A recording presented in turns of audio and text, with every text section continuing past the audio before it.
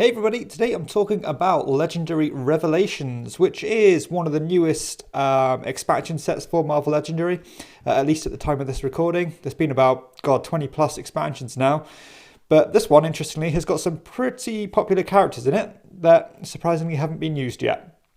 So let's go through those heroes now. Before I get started, this is a 200 card set, which is a lot bigger than your normal small box, so that's quite interesting in itself. So first off, we have Scarlet Witch, which one of the huge characters who hasn't been used yet. I said with 20 expansions that come out, it's so surprising she hasn't been used.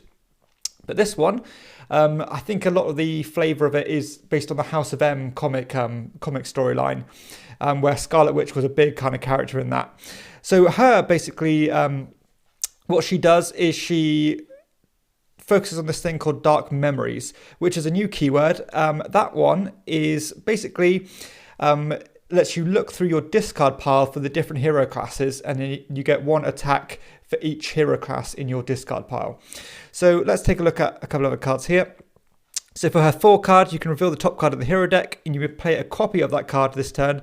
When you do, put that card on the bottom of the hero deck. So that one lets you kind of be quite versatile and do lots of different things. And as I said, her most powerful card here lets you reveal the top 3 cards of the hero deck. Put one of them in your hand, put the rest on the bottom of the hero deck in any order. And then if you've got the 3 Avenger symbols, you get the Dark Memories ability. So next we have Hellcat. One of those kind of background Avengers characters. So she works on this kind of guessing mechanism, I guess. So her 5 card here lets you guess if it's a villain, bystander, master strike, or scheme twist, and then reveal the top card of the villain deck if you guessed it right. You get +2 attack for doing so, and if you played an Avengers card, if it's a villain, you may fight it that turn. And her most powerful ability, 8 card. Second chance at life. If a master strike or scheme twist would occur, you can discard this card from your hand instead. And if you do, draw 3 cards, then shuffle that strike or twist back into the villain deck. So a nice way of navigating things when they hit you hard, and just postpone it for a bit if you're doing particularly well. Next, we have War Machine, who is an awesome character, as you probably know. So he has... an ability where I think it's more focused on his discard pile or victory pile. So this one here gives you 2 attack, but if you've played the technology ability before, you can fight a henchman from your victory pile this turn. If you do, you can KO it and rescue a bystander. So I think it's quite a funny one. It's simulated target practice, so for some reason just lets you shoot people you've already beaten. This one here, Overwhelming Firepower, which is his most powerful card.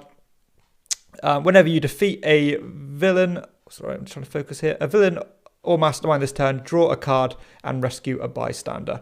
So he seems quite bystander based and victory pile based on the way he kind of functions. Next we have Photon. I think she kind of focuses on drawing cards and discarding cards, or at least discarding cards to do things.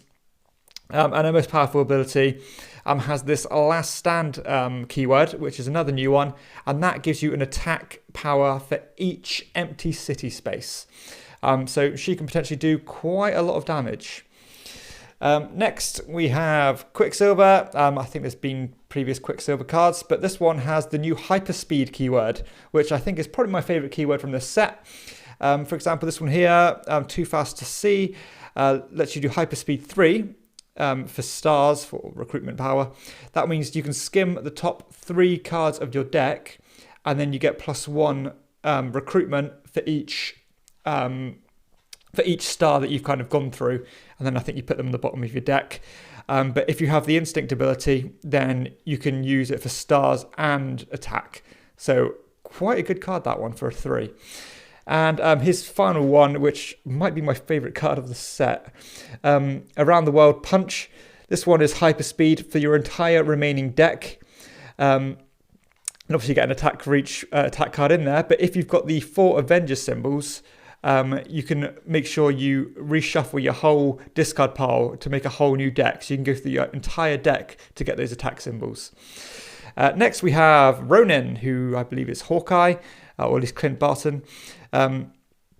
He is an Avenger, and has the stealth ability, but he has this cool ability where you can choose the color and team icon that card represents this turn, so he can really trigger other abilities in this kind of wildcard fashion, which could be extremely powerful. And his 7 card is Brooding Fury, and it has the Dark Memories ability, and if you have the strength icon, you can do it again. So again, a lot of punch to that card. Next, we have Darkhawk, who is a character I haven't really seen around since about the 90s, but I am a bit behind on comics at the moment. So this one here lets you, they're quite versatile cards because they have both recruitment and attack on them. This is a 6 card, and if the most recent hero you've played this turn has a star icon, you get a star, plus 3 stars, and if it's an attack, you get plus 3 attack. But if it has both, so if you've played other like Darkhawk cards, you get both abilities. Really good one, that. Again, not only for recruitment, but for attack as well. And his most powerful card, Warflight, is a recruitment 7. Whenever you use hyperspeed this turn, you get stars from star icons and attack from attack icons. So he, again, lets you use hyperspeed up to a strength 7, or even 9 if you've got the 2 technology symbols. And for both symbols as well, so not just attack or not for strength. So he actually seems like quite a good character to have in your hero stack. Next, we have Speed. He basically uses the hyperspeed ability. Pretty simple there. But to get a hyperspeed 6 on a 2 card seems very good. And his 8 card lets you look at the top 6 cards of your deck, draw 2 of them, put the rest back on top or bottom in any order. And again, hyperspeed 6. And finally, the last hero we've got is Captain Marvel, but this is the Agents of S.H.I.E.L.D. edition.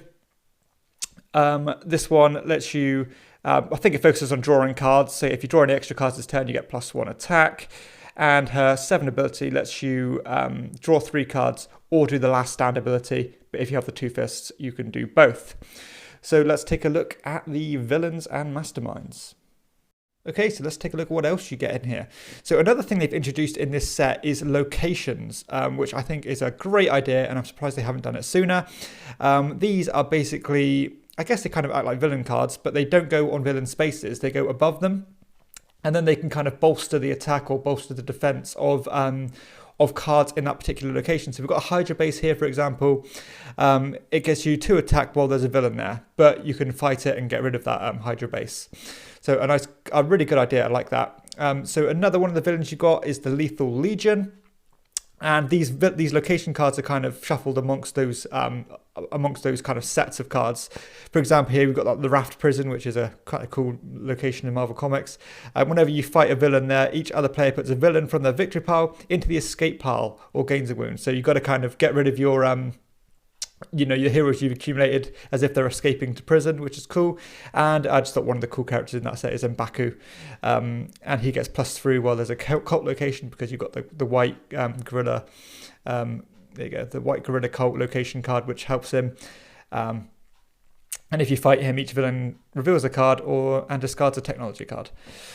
So that's the Lethal Legion. We've also got the Dark Avengers, which are a really great bunch of characters for a great part of time in comics. So we've got like Dark Spider-Man when it was the Scorpion, and you've got Moonstone as Miss Marvel. You've got Dark Hawkeye when Bullseye was acting as Hawkeye.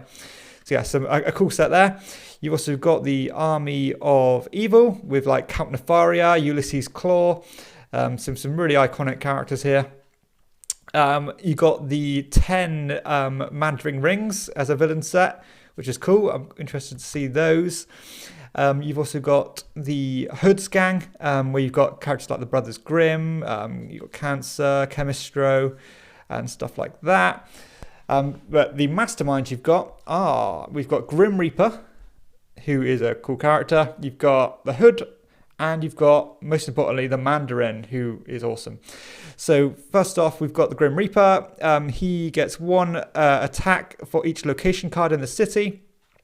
He always controls the Lethal Legion. And then if there's a Master Strike, the strike enters the city as a 7 attack graveyard location that says this gets 2 attack while there's a villain there. So he basically focuses on that new location mechanic. But good to see Grim Reaper. Next we have the Hood. He has the Dark Memories ability. always leads Hood's gang, and when there's a Master Strike, each player reveals the top 6 cards of the deck, discards all the non-grey heroes revealed, and puts the rest back in any order. So he really gets your good cards out of your hand and into your discard pile, which is a pain in the ass. Next, you have the Mandarin, who I think is he's the main feature, mastermind of the set. This is cool because all his rings get +1 attack. Mandarin gets -1 ring for each of Mandarin's rings amongst the player's victory pile. So the more rings he loses, the weaker he gets, which is a great thematic tie.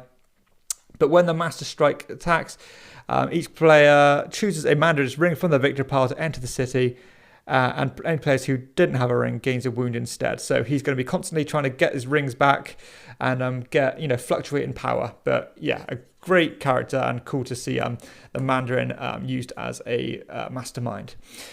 We've also got 4 new schemes. These are pretty good, actually. So you've got the Korvac Saga, which was a pretty iconic Avengers novel. And these schemes, what I should say as well, they transform. So once there's a twist, they basically get more powerful. For example, that one here, you've got to fight a 19 strength Korvac villain worth 9 victory points. And then you KO the mastermind and all its tactics. So that one kind of acts as a dummy kind of mastermind. So yeah, that's the Korvac Saga. We've got the House of M, which is, again, pretty much the theme of this one. This one here, you kind of set up 4 X-Men heroes and 2 other heroes, but then you use the Scarlet Witch cards as villains, and they have +3 attack, but you gain them as heroes as you fight them. So that one really focuses on the whole Scarlet Witch character. You've got the Earthquake Drains the Ocean, add an extra villain group. There are 2 extra low tide city spaces on the left. Okay, so it makes a big city, and then it transforms if there's a twist. And then basically is based on the heroes escaping. And then finally we have Secret Hydra Corruption. And finally we've got 3 new bystanders. Again, getting more and more obscure with these. Not a particular fan of them. That one there, Dog Show Judge, a rocket test pilot, and a lawyer. A bit silly, but never mind. But overall, I think this is a really good set. I'm really happy with the heroes in it. I'm glad you got...